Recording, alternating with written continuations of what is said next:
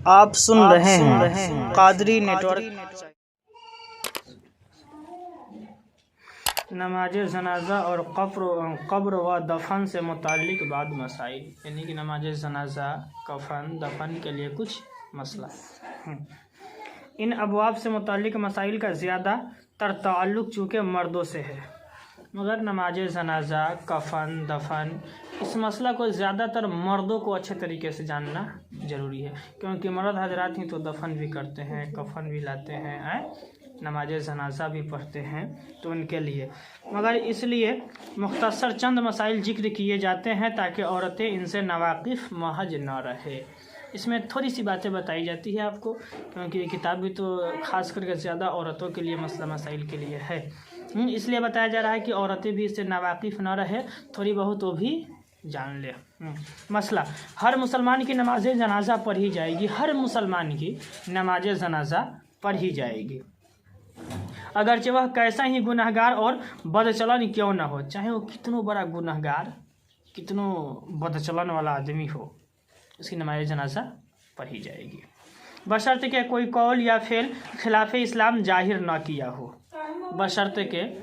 कोई कौल या फेल यानी कोई बात या कोई काम खिलाफ इस्लाम खुलासा न किया हो जाहिर तौर पे, जैसे कि मिसाल के तौर पे अगर हम एक मुसलमान हैं, किसी काफिर वाला काम कर रहे हैं पूरी दुनिया को दिखाकर, मगर चंद किस्म के लोग हैं कि उनकी नमाज नहीं, मगर चंद किस्म के कुछ ऐसे भी लोग हैं जिनकी नमाज जनाजा नहीं पढ़ी जाएगी। मसलन जो लोग एक नंबर पे नाहक पासदारी में लड़े और मर जाएं, नाहक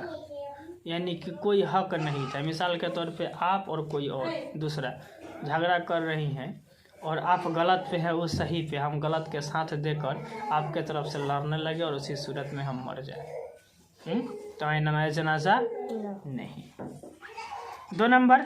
या जिसने अपने माँ या बाप को मार डाला, या जिसने अपने माँ और बाप को कत्ल कर डाला, उसकी भी नमाज जनाजा नहीं। 3 नंबर, डाकू के डाका में मारा गया कि न उसे गुस्ल दिया जाए न नमाज पढ़ी जाए। डाकू जो डाका डालने के लिए गया था और मारा गया, उसकी मर्डर हो गई, लोगों ने उसको मार दिया, तो उसको ना गुस्ल दिया जाए और ना जनाजा पढ़ी जाए। मसला, जिसने खुदकशी की, हालांकि ये बहुत बड़ा गुनाह है, मगर उसके जनाजे की नमाज पढ़ी जाएगी अगरचे कसदन खुदकशी की हो। अगर किसी ने खुदकशी कर ली, अपने आप से फांसी लगा लिया, कहीं आग लगा के मर गया, कहीं किसी नदी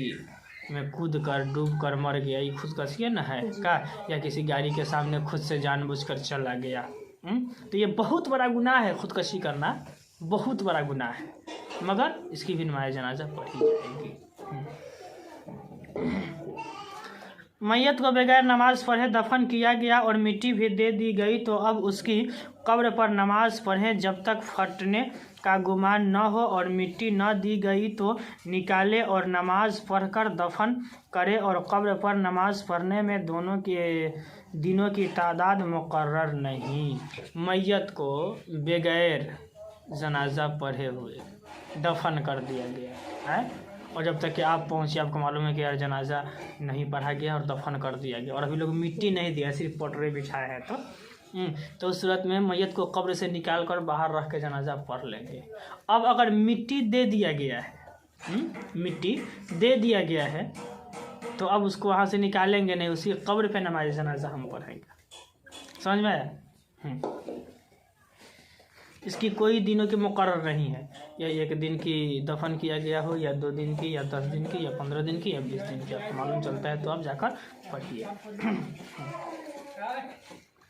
बगैर गुस्ल नमाज जनाजा पढ़ी गई तो न हुई, उसे गुस्ल देकर फिर पढ़ें, और अगर कब्र में रख चुके मगर मिट्टी अभी नहीं डाली गई तो कब्र से निकाले और गुस्ल दे कर नमाज पढ़े, और मिट्टी दे चुके तो अब नहीं निकाल सकते, लिहाजा अब उसकी कब्र पर नमाज पढ़ें कि पहली नमाज हुई न थी और अब चूँकि गुस्ल नामुमकिन है लिहाजा अब हो जाएगी। बगैर गुस्ल नमाज जनाजा पढ़ लिए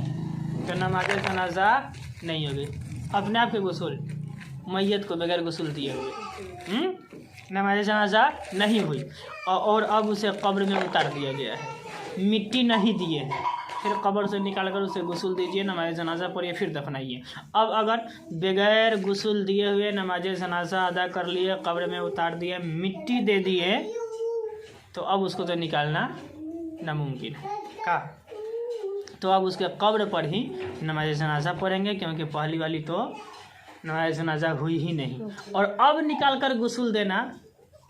मुश्किल ही नहीं, नामुमकिन है का। इसलिए अब ये दोबारा वाली नमाज जनाजा हो जाएगी। और सब चीज़ों को आदमी को ध्यान में रखना चाहिए। अब आप कह सकते हैं थोड़ा देर के लिए ना कि यार ये कैसे हो सकता है कि लोग बगैर जनाजा पढ़े हुए किसी को दफना दे, बगैर गुस्ल दिए हुए किसी को दफना दे। थोड़ा देर के लिए आप समझ सकती हैं, जहन में सवाल आ सकता है। तो ऐसा होता है, मान लीजिए कि अगर आप कहीं गई किसी अजनबी शहर में,